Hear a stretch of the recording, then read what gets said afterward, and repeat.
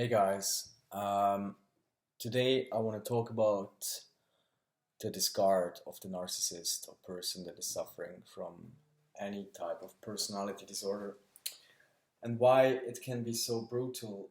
In my case, it was extremely brutal, and yeah, I'm still like in recovery. And the thing is, um, yeah, you ask yourself, how could a person suddenly change so quickly and just do all these awful things? Maybe they ran off with someone else out of a sudden.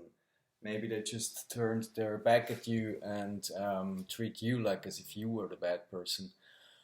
It could be all of these things, and share in the comments if you want how your experience was, and hopefully people can discuss it with you. So we're not alone in this. Yeah. So why do they do this?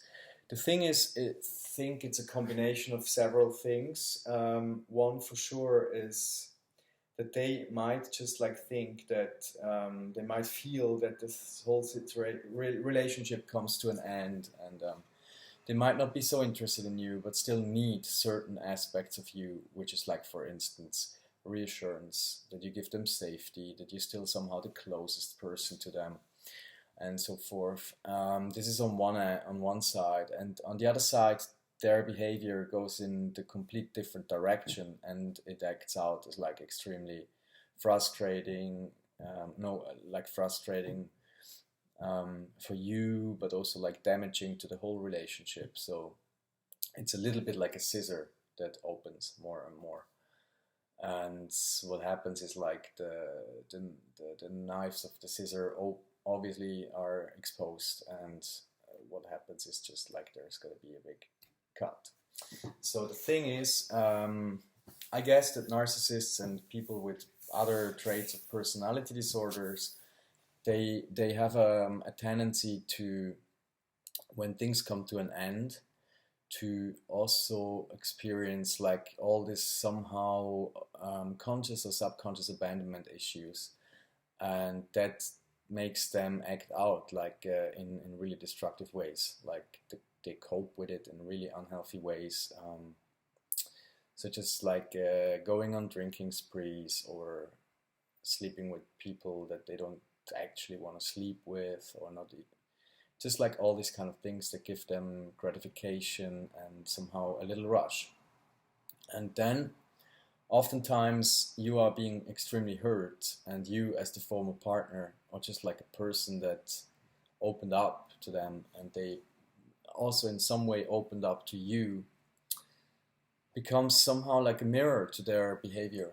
And this can be extremely frightening, obviously, because what happens is like you displaying the pain that you then display makes the other person see what they do to you.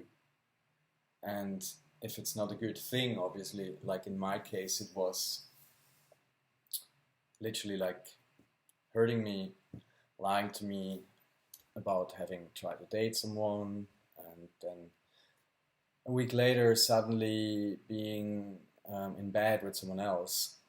That of course crushed me like a lot, because I still had hopes to this relationship, and I was not at all at the point where I could share any sort of intimacy that is romantic or sexual with another person. I was upset, obviously, and then what happened is like you get all this rage, because this is a way how narcissists can prevent facing the consequence of what they did, which also means taking responsibility for their actions.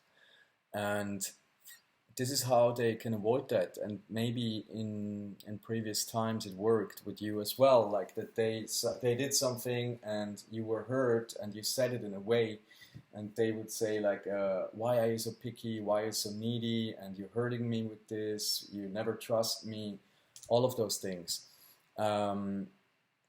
And you apologized. So they do that right now when something like extremely bad happened that actually makes it impossible to keep on going with this person.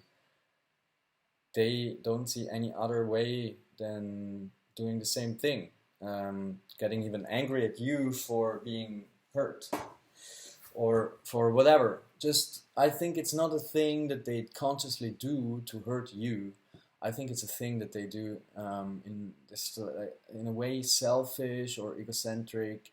It's just to prevent the situation where they would have to take responsibility for their actions. So they make up a lot of things like why it's justified to having behaved like they did. And then obviously they discard you, like you're blocked everywhere, you mean nothing anymore, you're just out of their lives and smeared, like that means they will tell shit about you, sorry for the word. And yeah, you start to get confused, like they might even try and make sure that friends of you will hear something, like probably they're not going to go to your friends straightforward and straight away and tell them like stories about you unless they're mutual friends, but they will make sure that there's like stories spreading around. And yeah, I think the biggest driver for this is like this extremely big fear of experiencing the emotion of shame. So they try with like whatever they can. Imagine like they have a panic of like feeling shame, and this is obviously due to trauma, but it doesn't excuse any of this type of behaviors. And what you have to do is you really have to get out of the fog. You need to speak to a lot of friends, and you need to write down, you need to journal your experience, just to not let this brainwashing happen where you think that even if they cheated, even if they slept with someone else, where you also justify it following their narrative of how they behave around this topic and around like just having hurt you. So I think this is important to understand. It has not so much to do with you, but it has more to do with their own shame. I can tell you, like in my situation, after this discard, I was feeling shame myself after I was discarded in like extremely brutal way, which like if someone would see this in a movie, they would like cry, I guess. I told the story to a friend, and this friend started to cry, and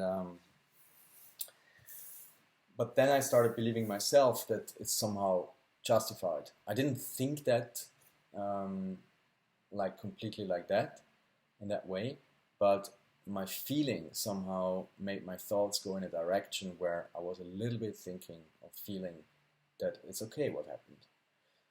This is extremely toxic towards yourself because you're completely denying your own human basic needs, and you should be careful to not do that. So once again, like understand that the really, really absurd and bizarre and extremely painful and heart-crushing discard might be extremely hard because they can also make a point of like it's okay. So, for instance, when my ex suddenly slept with this guy, which was not cheating to her, but for me it was, because we just been together like 2 weeks before again and tried to make it finally work, and everything looked as good as never before. When she did sleep with this guy and told me about this, I was devastated, and a week later she would go like to a place where she knew I would frequently go, and people that are my friends are there, and just to make her not okay behavior somehow officially okay. She will never apologize. Obviously, you will not get an apology, because apologizing means that these people would have to take responsibility for their actions. So the closure has to come from within you. Yeah, and you have to just work on yourself and hope that you're going to be okay. I wish you all the best, and stay strong, and find support groups, and talk to a therapist, get some exercise, eat healthy, don't drink, and don't take any other substances. Like, try to find healthy coping mechanisms and just look after yourself, and try to give yourself the love you wanted to give to this person.